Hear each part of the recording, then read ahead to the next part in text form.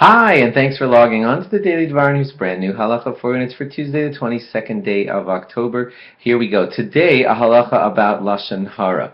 There is one category of lashon hara, bad when you tell bad things about other people. Not the category of simple, straight lashon hara. Well, you'd say so and so is dumb. That's straight, ordinary lashon hara. I'm not talking about that.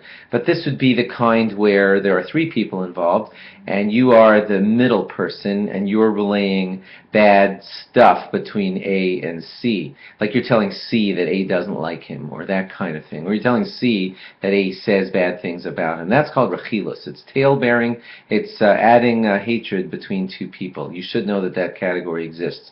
Now here's a form of that category that you may not be familiar with, and you may not realize that it sometimes applies to you. Here's a classic example.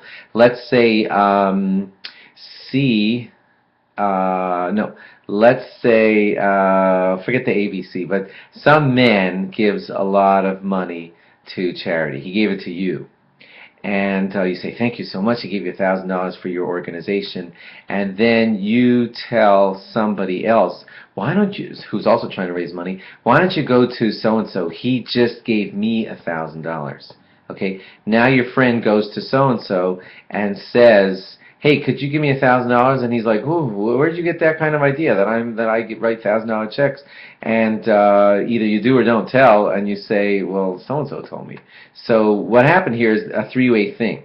Mr. Rich Guy gave money to one person. That one person was supposed to be totally quiet about it, and he ended up blabbing it to other people.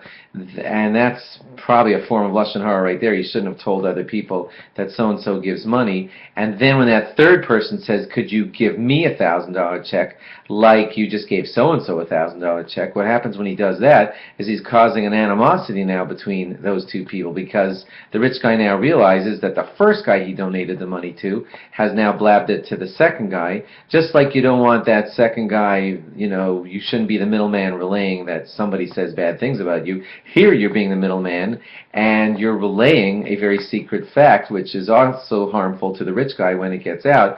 You were given $1,000 all quietly, and now you're telling another guy that the rich guy gives $1,000, and now that other guy is coming to ask money from the rich guy. So there's a whole bad circle of stuff that went on here that shouldn't be happening. First, when somebody gives you money, it should stay quiet.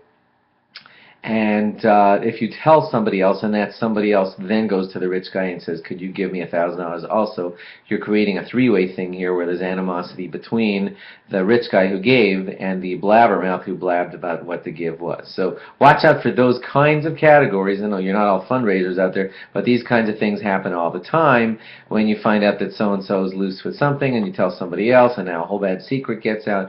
Watch out for that, because lashon hara, the point of today, if I've confused you, is it's not only lashon hara when you say so-and-so is dumb or so-and-so is selfish or anything like that. It's also lashon hara when you let out secret things that should have been kept quiet, and great animosity happens when you let the secrets out, especially when the others start telling it.